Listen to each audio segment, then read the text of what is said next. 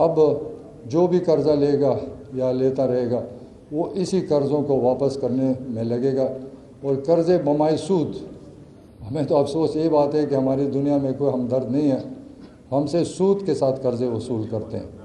تو اگر ہم قرضوں پر ملکی چلانا ہے، مہنگائی لانی ہے، ٹیکسز لگانے ہیں، پیٹرول اور ڈیزل اور یہ بجلی اور گیس اس کو مہنگا کرنا ہے، تو پھر تو کسی کو بٹھا دو، روزانہ مہنگائی ہوگی، تو یہ مہنگائی کیسے لوگ برداشت کریں گے؟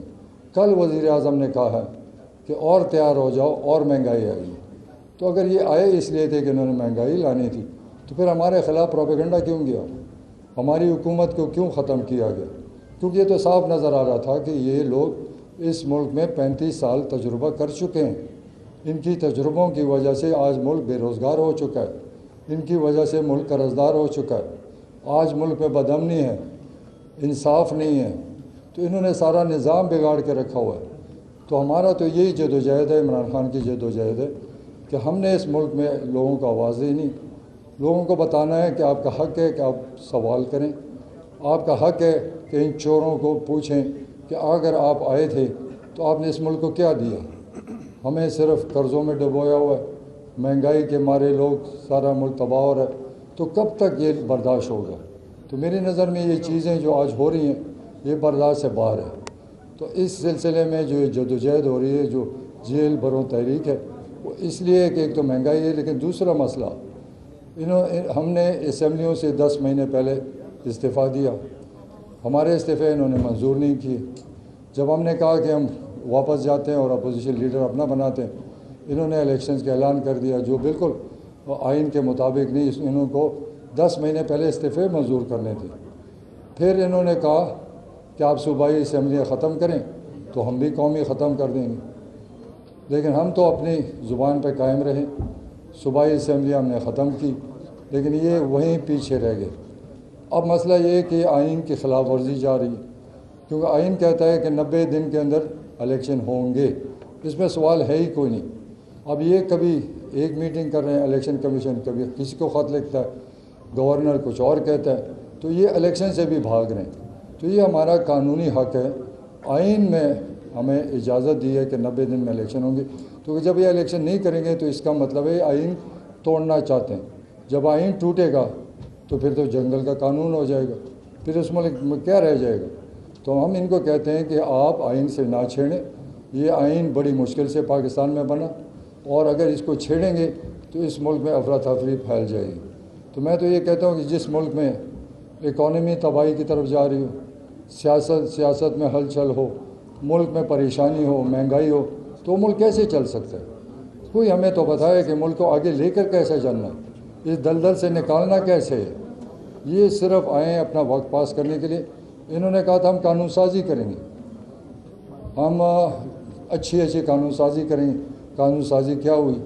سب کو پتہ ہے کس لیے آئے تھے۔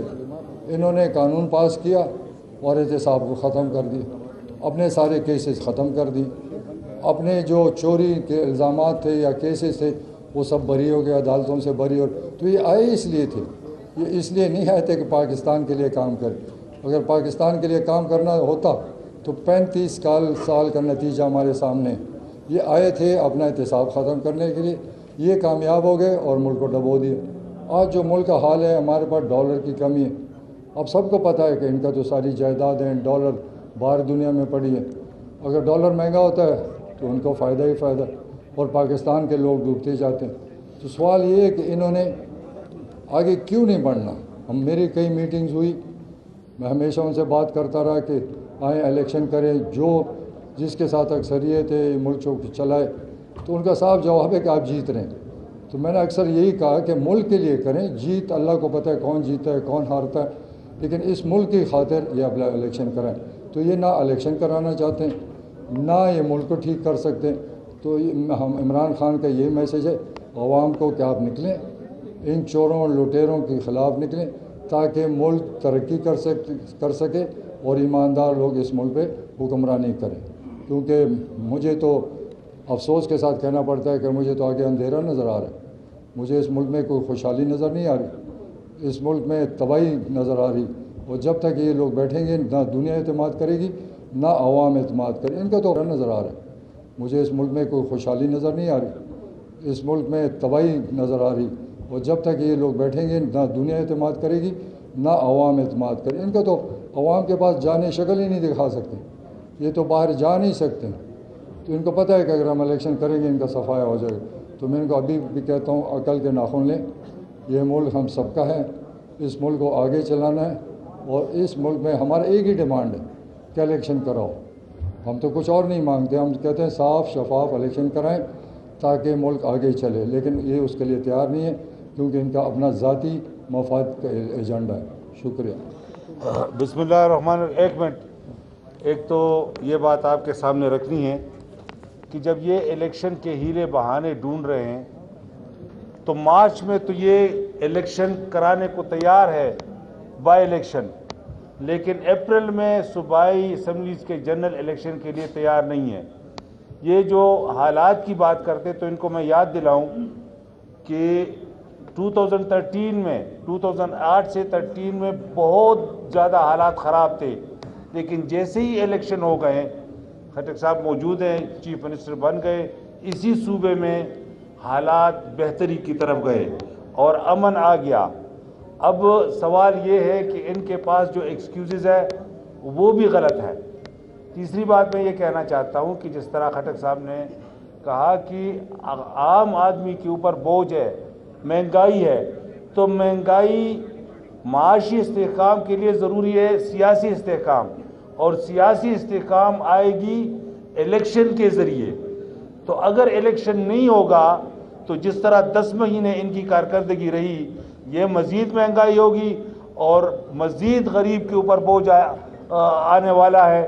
تو غریب کے ساتھ یکجہتی کے لیے ہم ایک پرامن طریقے سے، یہ ہمارا پرامن احتجاج ہے، ہم جیل جانا چاہتے ہیں، اور اس کا مقصد یہ ہے کہ جب عام آدمی بھی جیل جانا چاہتا ہے تو ان لوگوں کو پتہ ہو، امپورٹڈ حکومت کو پتہ ہو کہ حالات کتنی سنگین ہیں. اگر اپنے حق کے اصول کے لیے کوئی جیل جانا چاہیں، یہ مجھے ابھی شوکت صاحب بتا رہے تھے کہ یہ 1876 سے 5 دفعہ ہوا ہے اور 5 دفعہ کامیاب ہو گیا ہے جیل برو تقریر، کیونکہ یہ آخری حربہ ہوتا ہے.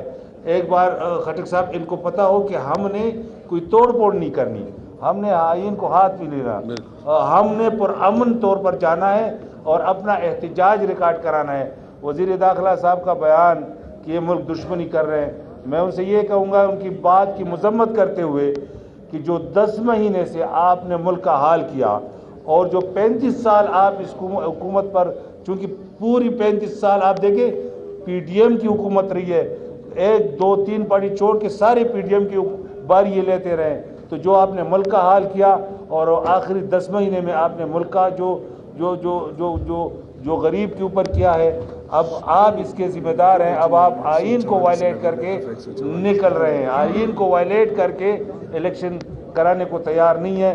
تو آج کا احتجاج لیڈرشپ، ورکر اور عام لوگوں کا جیل جانے کا یہ ایک آخری حربہ ہو سکتا ہے، اور یہ ہم پیسفلی اپنا پروٹیسٹ ریکارڈ کرنا چاہتے ہیں. صرف مجھے آج خوشی اس بات پہ ہے کہ سپریم کورٹ نے سموٹو لیا ہوا ہے، اور سپریم کورٹ کی یہ رسپانسبلٹی ہے کہ وہ کنسٹیٹیوشن کو پروٹیکٹ کرے، اور ہم اس کو اپریشیٹ کرتے ہیں، اور ہم امید رکھتے ہیں کہ اس وقت ملک پہ جو سیاسی ایک بونچال ہے اور عدم استحکام ہے تو سپریم کورٹ اپنا کردار ادا کرے گی. ہم سپریم کورٹ کے ساتھ کھڑے ہیں، ہم عدالتوں کے ساتھ کھڑے ہیں، ہم عدالتوں کا احترام کرتے ہیں. اس لیے آج جو ہمارا پروٹیسٹ ہے وہ اس لیے پرامن، شاہ پروان خان اور خٹک صاحب نے جو کہا ہے کہ ہم صرف دنیا کو دکھانا چاہتے ہیں کہ اس وقت ملک پہ کوئی آئین نہیں ہے، کوئی قانون نہیں ہے، یہ جو کچھ آ رہا ہے یہ ہمارا آئین ہو رہا ہے، اور ہم اس کے خلاف ہر حد تک جائیں گے. ہمارے پاس جو آپشن ہے اس آپشن کے مطابق.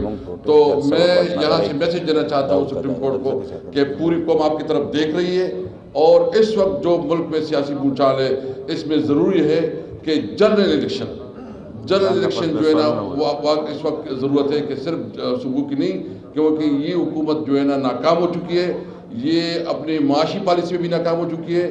اس لیے جو ابھی آئی ایم ایف کی بنیاد پہ 170 نئے ٹیکسز لگائے ہیں، اس کے جو غریب عوام پہ اثرات ہوں گے، اس کی ضرورت یہ ہے کہ عوام نئے مینڈیٹ کی طرف جائے اور عوام سے پوچھا جائے. मैं सिर्फ एक खामोश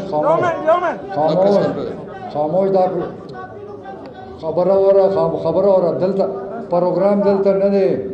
इसके बाद हम यहाँ से अशनगरी में हमारे सारे लोग जमा हो रहे हैं, वहाँ पर तकरीरें भी होंगी और पूरा मजमा वहाँ जमा होगा। ये प्रेस कॉन्फ्रेंस है, ये चाचा को समझाना चाहता हूँ।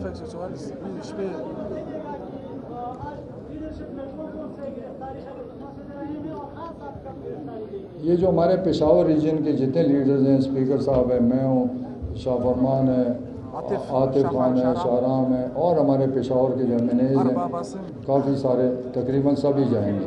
फिर इसके बाद नेक्स्ट रीजन में जो हमारे सीनियर लोग हैं वो जाएंगे। तो बारी बारी सारे मुल्क में रीजन वाइज ये जेल भरो तहरीक चलेगी।